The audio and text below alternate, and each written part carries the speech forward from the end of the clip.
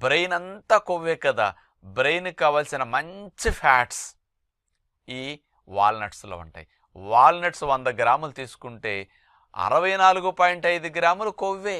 అంటే అంత ఎక్కువ కొవ్వు ఉంటుంది. ఈ ఉన్న కొవ్వు అంతా మంచి కొవ్వు, ఒమేగా 3 ఫ్యాటీ యాసిడ్స్ బాగా హై డోసుల్లో ఉంటాయి.